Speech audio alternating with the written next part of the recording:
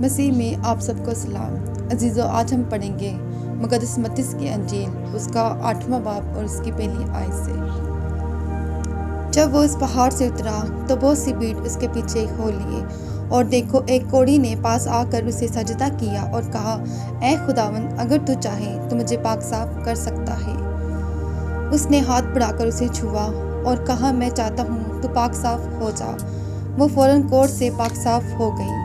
यीशु ने उससे कहा, खबरदार किसी से ना कहना, बल्कि जाकर अपने दाहिनी कहानी को दिखा और जो नज़र मूसा ने मुकर्रर की उसे गुजारना, ताकि इनके लिए गवाही हो।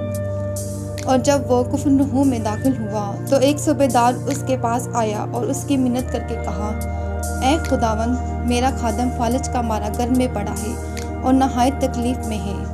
उसने उससे कहा, मैं आकर उसको शिफा दूंगा।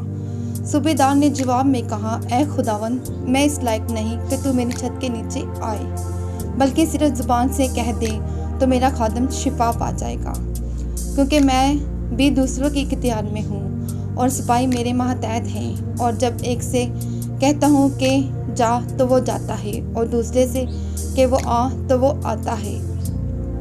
वो अपने नौकर से कि ये कर तो वो करता है। यीशु ने ये सुनकर तो हज्जब किया और पीछे आने वालों से कहा, मैं तुमसे सच कहता हूँ कि मैंने इस्राएल में भी ऐसा ईमान नहीं पाया। और मैं तुमसे कहता हूँ कि बथेरे पूरब और पश्चिम से आकर इब्राहिम और इसहाक और याकूब के साथ आसमान की बादशाह की ज़ियाफ़त में शरीक होंगे। मगर बादशाही के बेटे बाहर अंधेरे में डाले जाएंगे, वहाँ रोना और दांत पीसना होगा। यीशु ने सूबेदार से कहा, जा, जैसे तूने इक़रार किया तेरे लिए वैसा ही हो। और उसी घड़ी खादम शिफा पाई। और यीशु ने पतरस के घर में आकर उसकी सास को तप में पड़ा देखा। उसने उसका हाथ छुआ और तप उसमें से उतर गई, और वो उठ खड़ी हुई और उसकी खिदमत करने लगी। जब शाम हुई तो उसके पास बहुत से लोगों को लाए जिनमें बदरूहें थीं। उसने रूहों को जुबान ही से कहकर निकाल दिया और सब बीमारों को अच्छा कर दिया, ताकि जो ईसाया नबी की मार्फत कहा गया था वो पूरा हो, कि उसने आप हमारी कमजोरियां ले ली और बीमारियां उठा ली।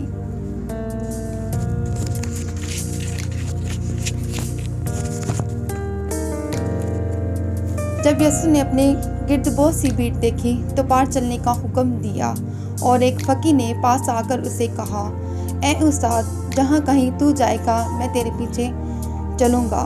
यीशु ने उससे कहा कि लोमड़ियों के बट होते हैं और हवा के परिंदों के घोंसले, मगर इब्ने आदम के लिए सर धरने की जगह भी नहीं। एक और शागिर्द ने उससे कहा, ऐ खुदावन, मुझे इजाज़त दे कि पहले जाकर अपने बाप का दफन करूं। यीशु ने उससे कहा, तू मेरे पीछे चले और मुर्दों को अपने मुर्दे दफन करने दे। जब वो कश्ती पर चढ़ा तो उसके शागिर्द उसके साथ हो लिए, और देखो, झील में ऐसा बड़ा तूफान आया कि कश्ती लहरों में छुप गई, मगर वो सोता था। उन्होंने पास आकर उसे जगाया और कहा, ऐ खुदावन, हमें बचा, हम हलाक हुए जाते हैं। उसने उनसे कहा, ऐ कम इक़्तादो, डरते क्यों? तब उसने उठकर हवा और पानी को डांटा और बड़ा अमन हो गया। और लोग तहज्जुब करके कहने लगे, ये किस तरह का आदमी है कि हवा और पानी भी इसका हुक्म मानते हैं। जब वो उस पार गदनियों के मुल्क में पहुंचा तो दो आदमी जिनमें बदरूहें थीं कब्रों से निकलकर उसे मिले। वो ऐसे तुन मसाज थे कि कोई उस रास्ते से गुजर नहीं सकता था। और देखो, उन्होंने चलाकर कहा, ऐ खुदावन के बेटे, हमें तुझसे क्या काम?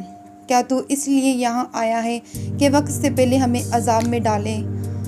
उनमें से कुछ दूर बहुत से सूरों का गोर चल रहा था। बस बदरूहों ने उसकी मिन्नत करके कहा, अगर तू हमको निकालता है तो हमें सूरों के गोर में भेज दे। उसने उनसे कहा, जाओ। वो निकलकर सूरों के अंदर चली गई, और देखो, सारा गोल कढ़ारे पर से झपड़ कर झील में जा पड़ा और पानी में डूब मरा। और चराने वाले भागे और शहर में जाकर सब माजरा और उनका हवाल जिनमें बदरूहें थी बयान किया। और देखो, सारा शहर यीशु से मिलने को निकला और उसे देखकर मिन्नत की कि हमारी सरहदों से बाहर चला जा।